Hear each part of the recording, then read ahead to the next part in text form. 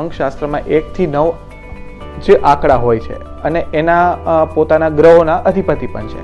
તો 1 થી 9 જે છે તો એક નંબરની થોડીક મને એલેબરેટ આપ જણાવો અમારા તજજ્ઞ દર્શક મિત્રો કે ધારો કે 1 નંબર છે તો એ શેના માટે છે, એને કઈ વસ્તુમાં ઉપયોગી થઈ શકે, એ આપની પાસેથી જાણવા માંગુ છું. 1 નંબર છે એટલે કે સૂર્યને રિપ્રેઝેન્ટ કરે. તો સૂર્ય શું છે?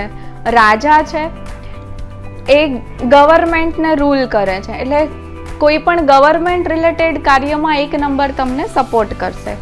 2 નંબર છે એટલે કે ચંદ્ર. ચંદ્ર એટલે રાણી છે. જ્યારે તમે ક્રિએટિવિટીનું કામ કરો, કોઈ કેરનું કામ કરો, ત્યારે 2 નંબરનો યુઝ થાય.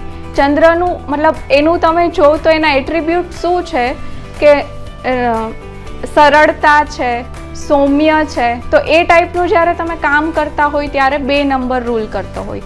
3 નંબર એટલે કે ગુરુ.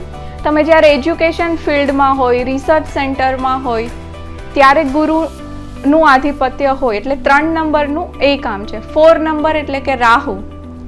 રાહુ એટલે બોડીનો અપર પાર્ટ, કે જેની પાસે દિલ નથી. 4 નંબર વાળું પર્સન શું કરે કે કન્ટિન્યુઅસ કામ કર્યા જ કરે. એને થાક લાગે છે, એને ફીલ જ નથી થતું, કારણ કે લોઅર બોડી પાર્ટ એની પાસે છે જ નહીં. અનસર્ટેનિટી બતાવે જે 4 નંબર છે એ. 5 નંબર એટલે કે બુધ. ન્યુમરોલોજીમાં 5 નંબરનું બહુ મહત્વ છે. જે 3x3 નો સ્ક્વેર છે એમાં 5 નંબરને મિડલ પોઝિશનમાં રાખવામાં આવ્યો છે. એટલે જેની ડેટ ઓફ બર્થમાં 5 નંબર હોય એને ન્યુમરોલોજીમાં લકી પર્સન તરીકે માનવામાં આવે છે.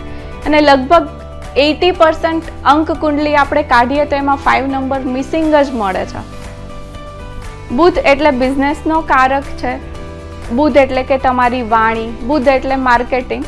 તો 5 નંબર એ રિપ્રેઝેન્ટ કરે છે. 6 એટલે વિનસ, શુક્રનો નંબર છે, કે જ્યાં બી બ્યુટી છે, મીડિયા છે, ગ્લેમર છે, એ બધું બ્રાન્ડેડ વસ્તુઓ છે, એ બધું શુક્ર રિપ્રેઝેન્ટ કરે છે. 8 નંબર એટલે કે શનિ, ન્યાયાધીશ.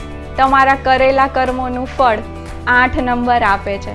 અને જનરલી જેનો મૂળાંક અને ભાગ્યાંકમાં 8 નંબર આવતો હોય તો એની લાઈફમાં સ્ટ્રગલ બહુ વધારે હોય છે. અને એની એક ટીપ છે કે જો એ સાચા રસ્તે ચાલે અને સારા કર્મો કરે તો એની લાઈફમાં સ્ટ્રગલ્સ ઘટી જાય.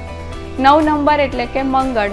એ સેનાપતિ છે, મતલબ એનામાં ગુસ્સો હોય, આર્મીમાં એ જઈ શકે. 9 નંબરવાળો પર્સન જ્યારે 1 નંબર સાથે કામ કરે ત્યારે એના કામ ખૂબ સરસ રીતે થતા હોય છે, કારણ કે રાજા અને સેનાપતિ વચ્ચે હંમેશા સંબંધ સારા જ હોય.